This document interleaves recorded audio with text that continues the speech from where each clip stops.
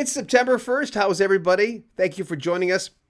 We've had a long day of basically doing production, so we got this one on. We knew we were going to do it live, so we got this one on really late, but we're going to concentrate and we're going to start doing more of these, maybe having 3 of these a day for the people who were the fantastic people who have achieved an awful lot. Such is the case of the title of this video, of course. And then the people who have died, other people who have lived, were born rather, special songs and albums that were released on this day, because I love today in rock history. It just makes me happy to do this. And if you want to support the channel, make sure you look at the very top of the description. There are links where you can help us out through PayPal or Patreon, the 2 Ps that keep us going. So we appreciate all of you. He cheated death and became the second most successful songwriter in history, according to the Guinness Book of World Records. It's really unbelievable what he went through. Only Paul McCartney has more hits, wrote more hits than this guy, Paul McCartney. He charted a #1 song for 252 weeks in the late 70s, and who do you think it is? Well, there he is as a kid, and he kind of still looks like himself. Barry Gibb, who was on everyone's albums for so many years. In the 80s, he ruled it. In the late 70s, he ruled it. We're going to tell you that in a second. When Barry was nearly 2 years old, he was badly scalded. There was some tea there. He climbed up and hit the teapot. The hot tea went all over him. He was in the hospital for like 2.5 months, but they didn't think he was going to make it. When he was 4 years old, there was an adult involved in the family that was eventually arrested who Barry said didn't touch me, but there were just other things that went on. A tough life in some ways, but they were always geared for stardom, these guys. And there he is. Look at this. One of the greatest, best looking guys in the history of rock and roll. Seriously. Anyway, for 27 of the 37 weeks from December 24th, 1977 through September 2nd, 1978, the #1 singles in the U.S. featuring Barry Gibb as a writer were the Bee Gees' How Deep Is Your Love, Staying Alive, Night Fever, Andy Gibb's Love Is Thicker Than Water, and Shadow Dancing, and Yvonne Elliman's If I Can't Have You, and Frankie Valli's Grease, which, by the way, was the last big hit from Frankie Valli. The Bee Gees' chart action started in '63. Not a big hit from Australia. They eventually moved away. A hit that was number 98. That was not really a hit. It was called Battle of the Blue and Grey. That was the Australian charts, like I mentioned, and then things started changing for them. There would be hits from Barry, Robin, and Maurice, Wine and Women, New York Mining Disaster. God, I love that song. To Love Somebody, Massachusetts, I've Got to Get a Message to You, I Started a Joke, and so many more in that era. And that's long, of course, before Saturday Night Fever, where they're just hits galore, of course, right? In 1975... things changed for the Bee Gees. They found a new sound, a groovier sound. They knew they had to change. All bands know, and they have to keep up with. I mean, look at the Rolling Stones in the late 70s, like Miss You, rather, the song. They had to change. All these bands were releasing disco stuff, even the bands you wouldn't expect to release that kind of stuff. But with main course came Jive Talkin', Nights on Broadway, Fanny. And then after that, there was Children of the World. You Should Be Dancing, Love So Right, and Boogie Child. Boogie Child was a crazy song because they sang it like they were on steroids or something. Do you remember? That wasn't as big for them. And then, of course, this happened. The hits on Saturday Night Fever, by the Bee Gees at least, How Deep Is Your Love, More Than a Feeling, Staying Alive, and Night Fever. Staying Alive was #1. Night Fever was #1. It was a changing time. I knew people who had the Bee Gees, Saturday Night Fever stuff, and also listened to Zeppelin. People might say, well, that's impossible. That didn't happen. Of course it happened back then. Barry Gibb is 76 years old today, and happy to have him with us, because what would have happened without him? And even people who, like I said, I keep thinking the big thing about I was right in the pocket. I was 18 years old when Saturday Night Fever came out, and all my friends were ashamed or afraid to mention it. And I came out and I said, I'd have like Led Zeppelin 4 and Saturday Night Fever, and then Grease, because it was Barry who gave him that last hit, the last hit for Frankie Valli. But in the 80s, As for working with other artists, Samantha Sang, Frankie Valli in the 70s with Grease, for his brother Andy, Barbra Streisand, Guilty, Dionne Warwick, Kenny Rogers, Diana Ross, just never ends. But one of the great ones in music, and today we celebrate his birthday. I'm glad he's still around.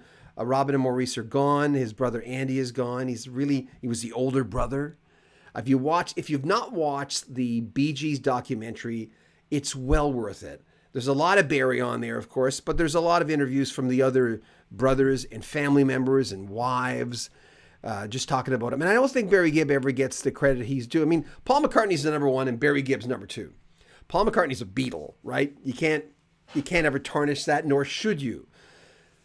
But Barry deserves his props, and I can't tell you enough how glad we have a world where Barry Gibb is still alive, because he was a big part of my life. I wrote the Bee Gees when a lot of you saw my wall. I'll actually start using my wall as the background for this.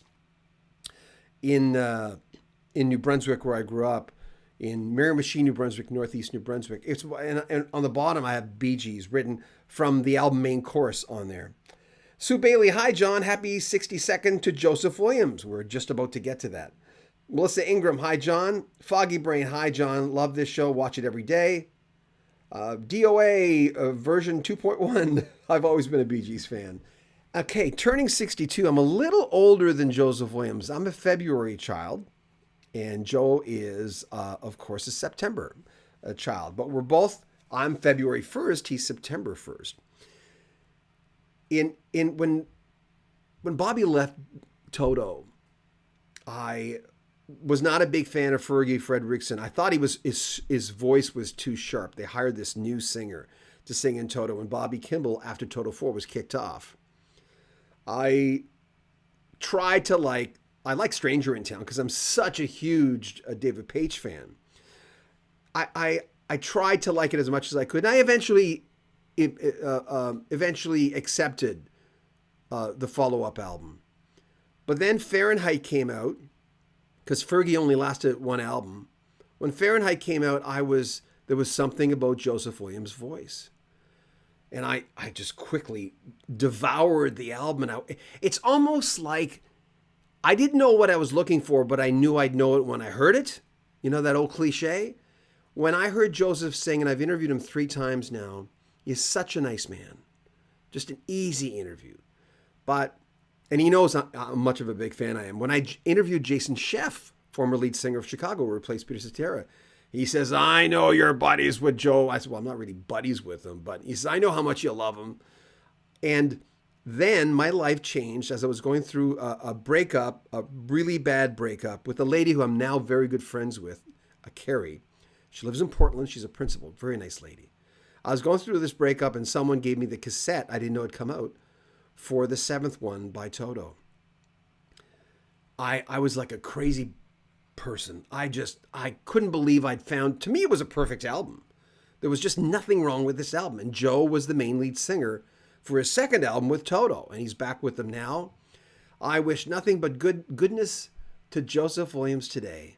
One of the greatest singers to me.